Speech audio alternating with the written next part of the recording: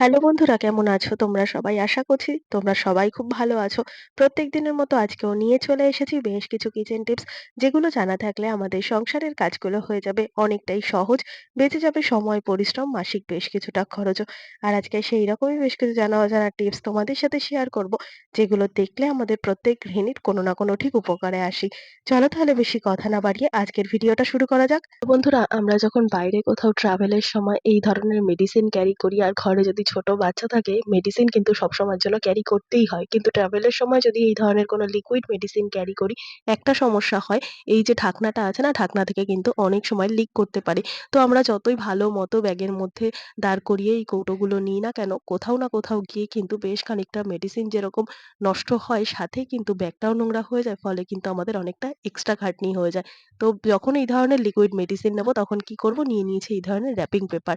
তো wrapping paper বা foil paper দিয়ে ভালো করে এইরকম ভাবে ওষুধের বোতলের মুখের দিকটা টাইট করে আটকে দাও। আর এইভাবে আটকে দিলে কি হবে বলো তো বন্ধুরা? বোতলের যে ঢাকনাটা সেটা কিন্তু খুব টাইট মতো সিল হয়ে যাবে। যার ফলে এই বোতলগুলোকে আমরা ব্যাগের মধ্যে দাঁড় করিয়ে নিই বা শুইয়ে নিই, কোনোভাবেই কিন্তু কোনো রকম সমস্যা হবে না। তো দেখতে পাচ্ছ, এরপর বোতলগুলোকে কিন্তু এইভাবে আমি ব্যাগের মধ্যে শুইয়ে নিচ্ছি। তো এইভাবে শুইয়ে নিলেও কিন্তু কোনো রকম মেডিসিন এর থেকে লিক করবে না। তার ফলে মেডিসিন যেরকম ওয়েস্টেজ হবে না, সাথে কিন্তু মেডিসিনটা পড়ে গিয়ে ব্যাগের ভেতরটা নোংরাও হয়ে যাবে না। আর আমাদের কিন্তু এক্সট্রাও খাটনি করতে হবে না। তো এইভাবে সবসময়ের জন্য তোমরা মেডিসিন ক্যারি করবে। টিপসটা ভালো লাগলে লাইক করতেও ভুলো না। চলে গেলাম পরের টিপসে। দেখো বন্ধুরা, আমরা যখন সিঙ্কে কোনো কাজ করি, হাত ধুই, সেটা রান্নাঘরের বেসিন হোক বা টয়লেটের সিঙ্ক, যেখানে দাঁড়িয়েই আমরা জলের কাজ করি না কেন, একটা সমস্যা হয়, জলটা দিয়ে যখন আমরা হাত ধুই, তখন কিন্তু আমাদের হাত মোছার জন্য একটা এরকম টাওয়েল লাগে।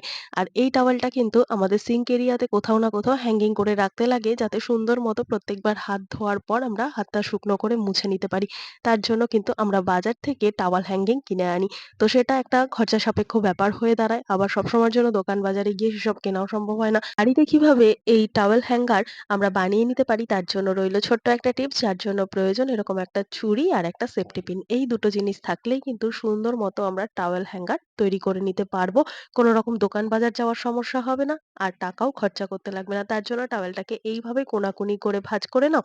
আর মাথার দিকে এরকম কোণার দিকে করে এই ছুরিটাকে হাফ এরকম ভাবে টাওয়েলের মধ্যে ঢুকিয়ে একটা সেফটি পিন দিয়ে দাও। এরপর বেসিন এরিয়ার যেকোনো একটা হুকের মধ্যে তোমরা এই ছুরিটাকে আটকে দাও। দেখবে বন্ধুরা, সুন্দর মতো কিন্তু এটা হ্যাঙ্গিং হয়ে যাবে। যার জন্য আলাদা করে আমাদের কোনো হুক লাগাতে হবে না। যার জন্য আলাদা করে কোনো হ্যাঙ্গার আমাদের কেনার প্রয়োজন নেই। টাওয়ালটাকে সুন্দর মতো যদি এইভাবে আমরা হ্যাঙ্গিং করে রাখতে পারি, তাহলে দেখবে জিনিসটা দেখতেও যেরকম ভালো লাগবে, আর টাওয়ালটাকে এক জায়গায় মুড়িয়েও রাখতে হচ্ছে না। এভাবে ঝুলিয়ে রাখলে টাওয়ালটা ভিজে থাকতে, থাকতে কিন্তু আবার শুকিয়েও যাবে। তো ফ্রি অফ কস্ট এ কেমন লাগলো টিপসটা? অবশ্যই কমেন্ট করে জানিয়ে। দেখে নাও পরের টিপস। ঘড়ি তো আমাদের প্রত্যেকের বাড়িতেই রয়েছে। আর এই ঘড়ি যখন একটু খারাপ হয়ে যায় বা একটু পুরনো হয়ে যায়, বারবার ব্যাটারি চেঞ্জ করার পরেও যখন ঘড়িটা চলে না, তখন কিন্তু ফেড আপ হয়ে গিয়ে ঘড়িটাকেই আমরা চেঞ্জ করি।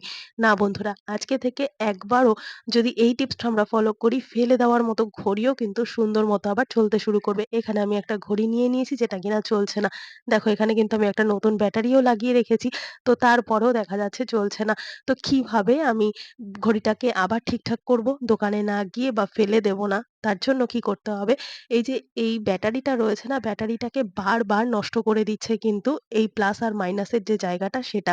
তো তোমরা হয়তো ভাববে যে এইটা কিভাবে সম্ভব? হ্যাঁ বন্ধুরা, তো প্লাস আর মাইনাসের জায়গাটায় কিন্তু কার্বন থাকে। আর কার্বনটা যদি জমে গিয়ে থাকে, তার ফলে যতই নতুন ব্যাটারি আমরা বারবার চেঞ্জ করি না কেন, প্রত্যেকটা ব্যাটারিকেই কিন্তু নষ্ট করে দেবে। তো কার্বনটাকে আমরা কিভাবে ঠিকঠাক করব? দেশলাই কাঠির যে সামনের অংশটায় বারুদ রয়েছে, সেই বারুদটা হালকা, হালকা করে প্লাস আর মাইনাসের এই স্প্রিং দুটোর মধ্যে হালকা এভাবে রাব করলে কিন্তু কার্বনটা আলগা হয়ে যাবে। আর তার ফলে নতুন ব্যাটারি হোক বা পুরোনো ব্যাটারি, যে ব্যাটারিগুলোকে এতদিন আমরা ফেলে দিচ্ছিলাম, কাজ হচ্ছিল না, সেই ব্যাটারিগুলোকে দিয়েই যদি এইভাবে আমরা আবার ঘড়িটা চালাতে পারি, তাহলে দেখবে বন্ধুরা, খুব অনায়াসেই কিন্তু ঘড়িটা আবার চলতে শুরু করবে। যেই ঘড়িটা দেখছিলে একটু আগেই কিন্তু চলছে না, এই ঘড়িটাকেই আমি লাইভ তোমাদের সামনে ঠিক করে দেখালাম যে এইরকম ভাবে যদি দেশলাই কাঠির বারুদ দিয়ে ঠিক করে নেওয়া যায়, তাহলে ফেলে দেওয়া ঘড়িও কিন্তু আবার আমরা চালাতে সক্ষম হব। তো আশা করছি টিপসটা কাজে দেবে। দেখে নাও পরের টিপস। বন্ধুরা, আমরা যখন চাল একবারে বেশ খানিকটা কিনে আনি, তখন এই চালটাকে কিন্তু ঠিকঠাক মতো স্টোর করে রাখা অতি গুরুত্বপূর্ণ। গুরুত্বপূর্ণ।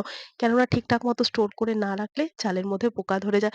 তো এর জন্য কি করতে হবে টাইট একটা কন্টেনারের মধ্যে যাতে কোনো রকম পোকা না ধরে, ঠিক সেরকম একটা কন্টেনারে চালটাকে স্টোর করতে হবে। তারপরেও কোথাও গিয়ে দেখা যায় চালটা কিন্তু পোকা ধরে যাচ্ছে।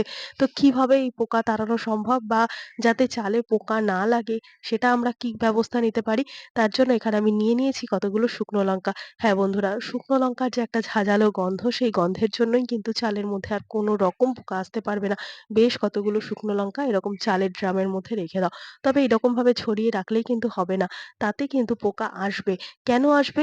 যদি এই চালের ভিতর পর্যন্ত আমরা এই শুকনো লঙ্কাগুলোকে গেঁথে না দিতে পারি তাহলে উপর অব্দি থাকতে, থাকতে শুকনো লঙ্কার যে একটা ঝাঁঝালো গন্ধ সেটা কিন্তু ২-১ দিনের মধ্যেই উবে যাবে। তাই ভিতর অব্দি যদি চালের ভিতর অব্দি আমরা এই শুকনো লঙ্কাটাকে গেঁথে ঢুকিয়ে রাখি তাহলে আর কখনোই এই শুকনো লঙ্কার ঝাঁঝও চলে যাবে না। আর অনেকদিন পর্যন্ত চালগুলো ফ্রেশ থাকবে, কোনো রকম পোকাও ধরবে না। তো আশা করছি এরকম ছোট্ট, ছোট্ট টিপস আমাদের সংসার জীবনে কিন্তু অনেকটাই কাজে দেবে। ভালো লাগলে বন্ধুরা লাইক, শেয়ার করতে ভুলবে না। চলে গেলাম পরের টিপসে। এই যা ওয়েদার রয়েছে যখন তখন বৃষ্টি নেমে যায়। এরপর আসছে আষাঢ় মাস, আর আষাঢ় মাসে কিন্তু অঝোরে বৃষ্টি।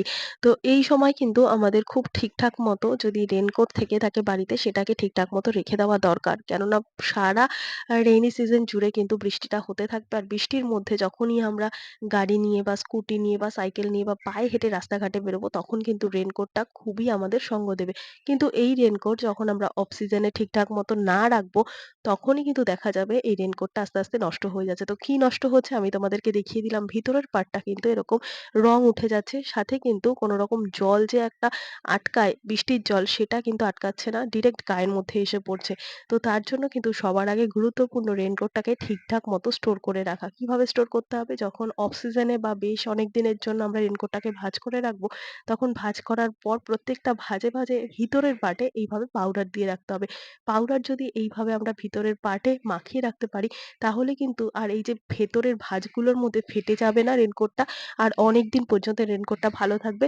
রেইনকোটের যে কাজ বৃষ্টির জল যাতে গা পর্যন্ত না আসে সেই জিনিসটাও হবে না। সুন্দর মতো কিন্তু এই রেইনকোট পরেই আমরা বৃষ্টির দিনে রাস্তাঘাটে চলাচল করতে পারবো। আর তারপর পাউডার দিয়ে ভালো করে দিয়ে ছোট্ট করে ভাঁজ করে অবশ্যই এরকম একটা প্লাস্টিকের কভারের মধ্যে ভরে তারপর তোমরা আলমারিতে হোক বা যেখানে হোক সুন্দর মতো তুলে রাখো।